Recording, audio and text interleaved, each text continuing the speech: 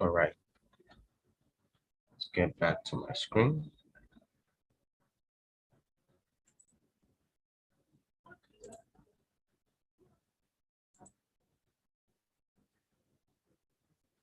Okay, my topic for today is EXIS array methods. I'll be dealing with what EXIS really is and what arrays and the methods are entirely.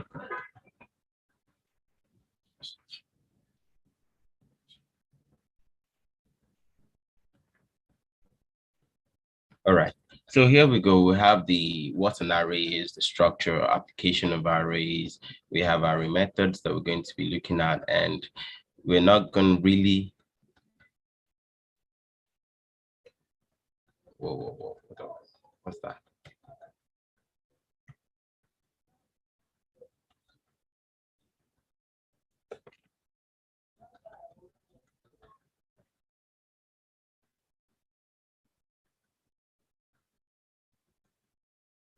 Can you guys still hear me? Yes, sir. Yes, we can hear you.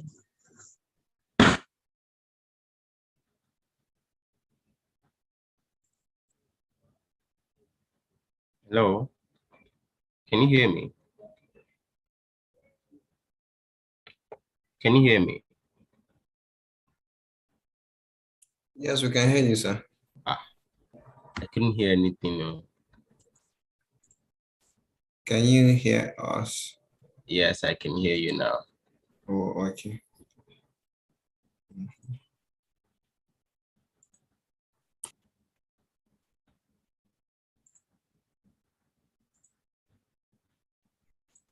Okay. So, like I was saying, we're going to be dealing with a lot of things, but the most important who just have a little bit of life experience. It's more of a practical thing than just talking about it. And here I go. What really, we have an array to be the structure of data that has one thing, one type of data structure stored inside like a list, if I'm to mention. So with my definition on the list here, an array is a data structure we can store a fixed size collection of elements of the same data type. So we could have different data types, but every data type stored in an array has to be the same. It is more unique and real world experience to have that kind of array. And then when we look at the structure could be seen as a list of either numbers or any other thing, but each of them, they are arranged in a number-like method. So you can access them using indexes. The first one has a number, the second one has a number, and so on and so forth. So as the list goes, just like 1, 2, 3, 4, so on. So in this case, we're not just having the regular numbering system, but the numbering system of an array begins with 0. So the first item on an array is considered on slot 0. Looking at the diagram or the structure, the concept of it, and saying that the first item is considered to be on slot 0. So this is an array. Like I said, it's like a list. We have this whole blue box here is an array, and each of these A, B, C, D, they are elements inside of our array listed this way.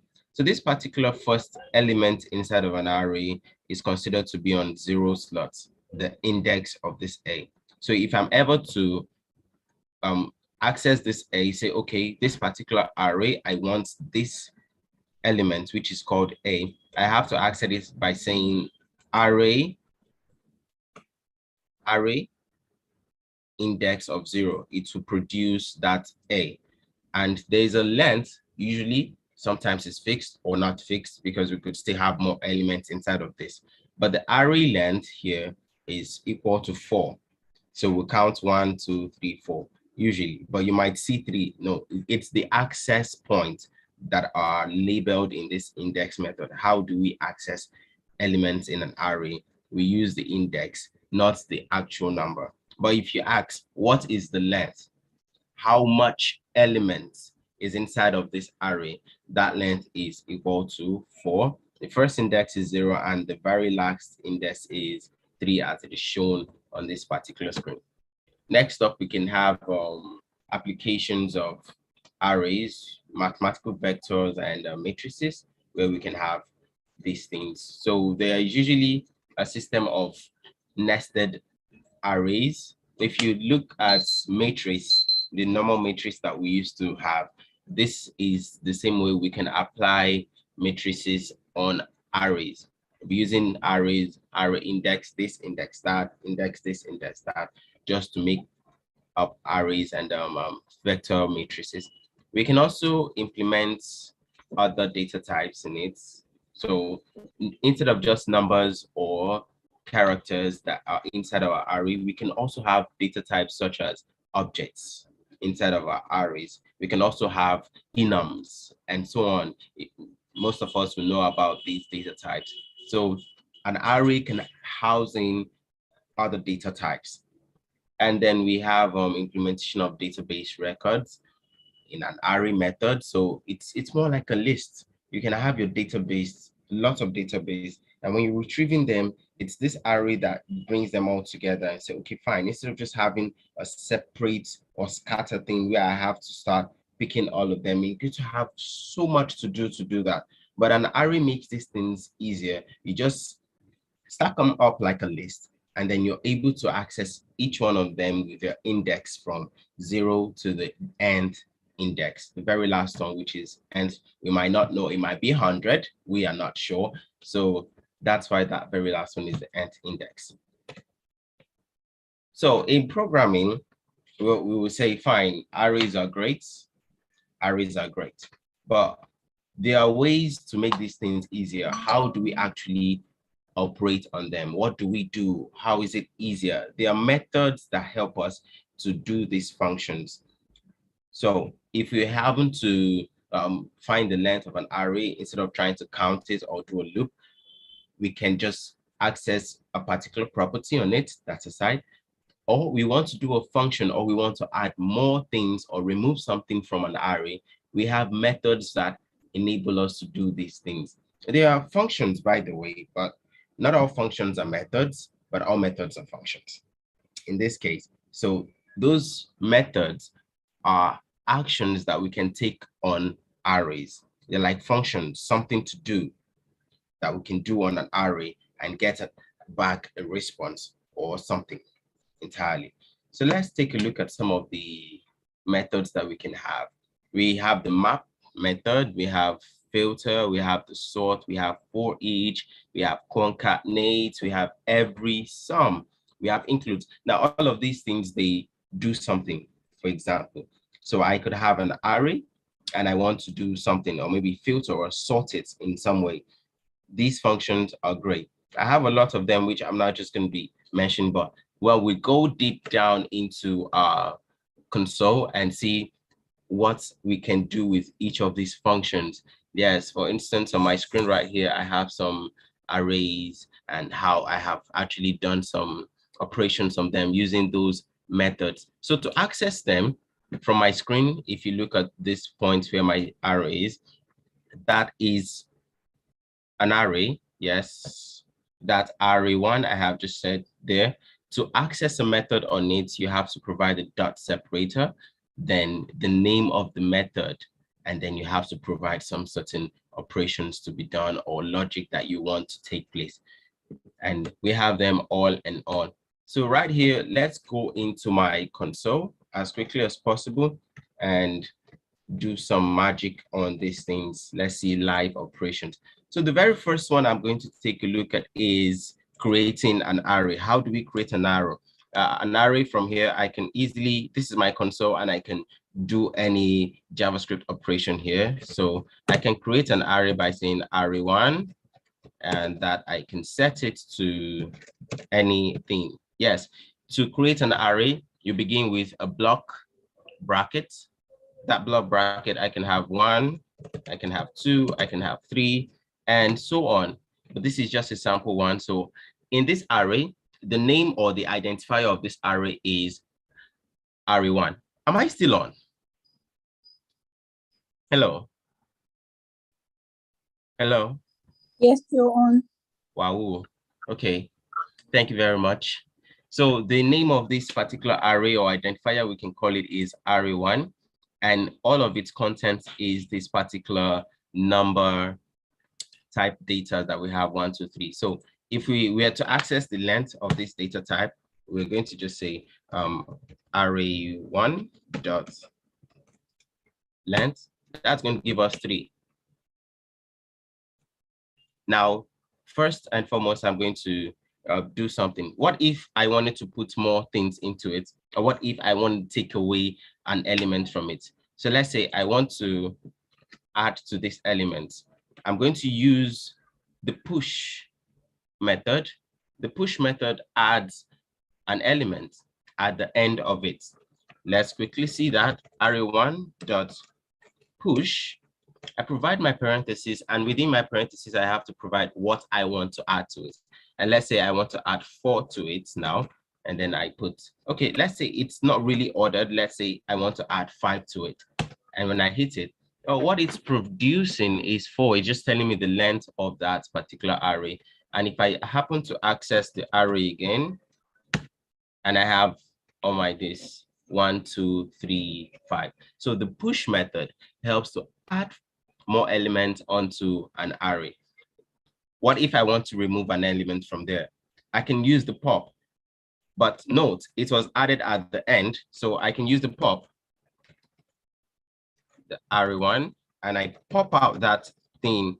I don't need to provide anything. I just know that when I'm popping something, it's going to remove a particular element from the end, and that goes off. It shows me that 5 has been removed. And if I happen to access that particular array again, oh, I see it, 1, 2, 3. My number 5 element is no longer there. And we can also do array dots. The next one here I want to show is the shift here. That shift, or 1 dot, shift here does what? Shift removes an element from the beginning, very first index. So it shows me 1. When I access it again, I can see that I just have 2 and 3. I have removed an element from the beginning, from the very first index. I want to put that element back. How do I do it? I can use that on shift. Just as the names, they go conventional, they're very clear. So array1 dot on shift, I add my 1 back. Can you hear me? Yes, I can hear you. Can you hear me? So I add it back, and then I access my array again. Please, am I still on? Yes. Okay, I hope we're seeing everything I'm doing. Yes, we are seeing it. Okay, thank you. So let me clean up my console a little bit. All of the things I have, they're still there, so I can still access them by saying array1. It's producing my array back. Okay, going from there, I can do join. Now, join here does something. Join brings all of my array and turns them into a string. So if I say array dots join,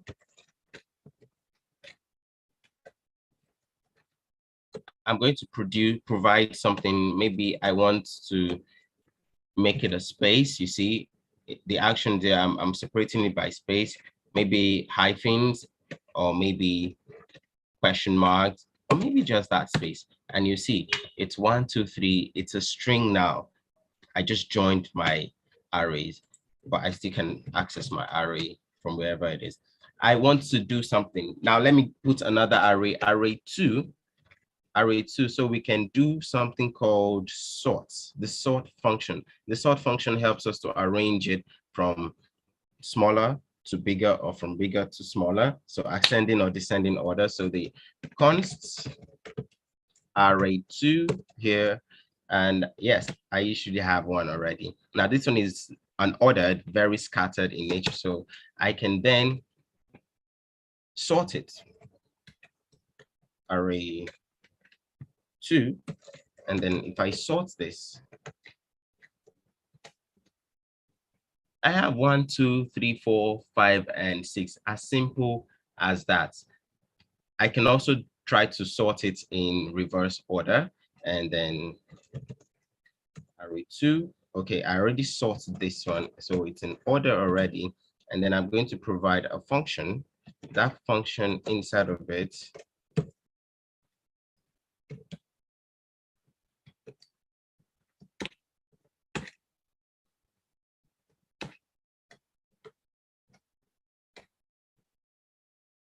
is going to return another function that takes in A, B,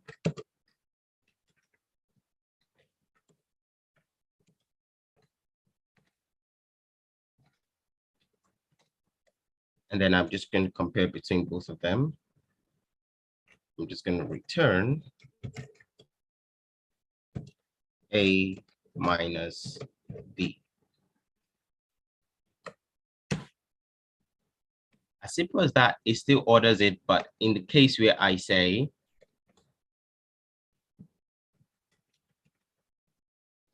B minus A, it still does the same because it does this function of checking the bigger one for the smaller one and all of that. But if I really wanted to sort it in a different order entirely, so I'm going to do something more like sort this array in this method, and then I'm going to multiply that by -1. Now, if I did that same thing for here, in case whatever happens here, and I say, okay, fine, if A is less than B,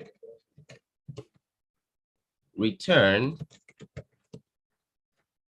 -1. Or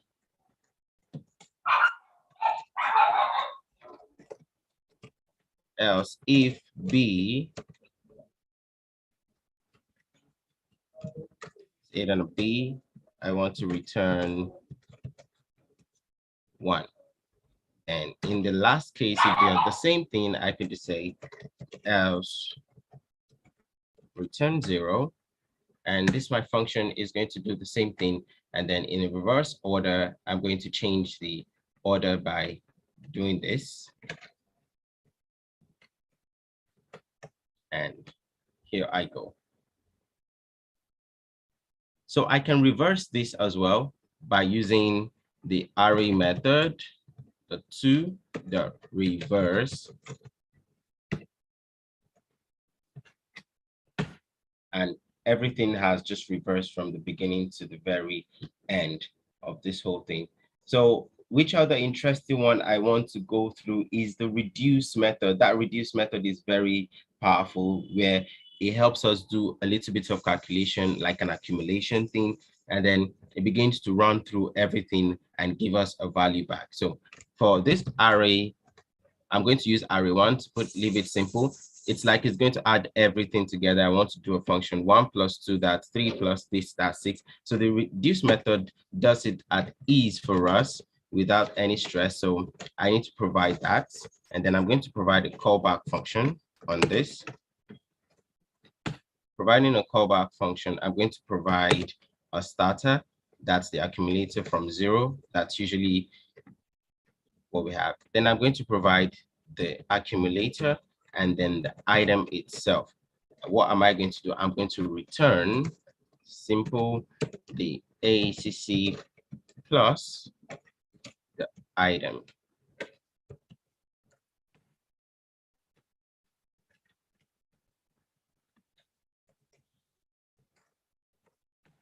And there we go. We have 6 here. So all it did was to add each of our elements together, as simple as that can go. This other one includes is also simple, where we want to do a simple comparison as fast as possible. And then we say that the array1 dot include 3. It checks if there is 3 inside of our array. Yes, it is true. Inside my array1, where's my array1?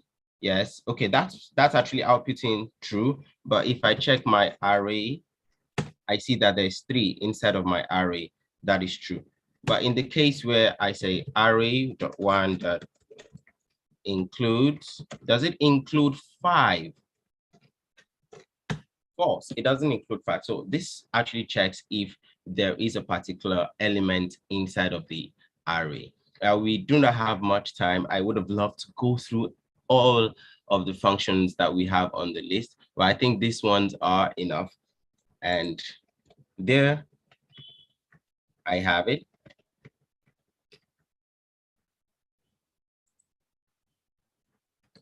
And that will be the end of my own. Thank you for listening. If there are questions, I would love to take questions on whatever array maybe you do not understand, or you don't understand what an array is.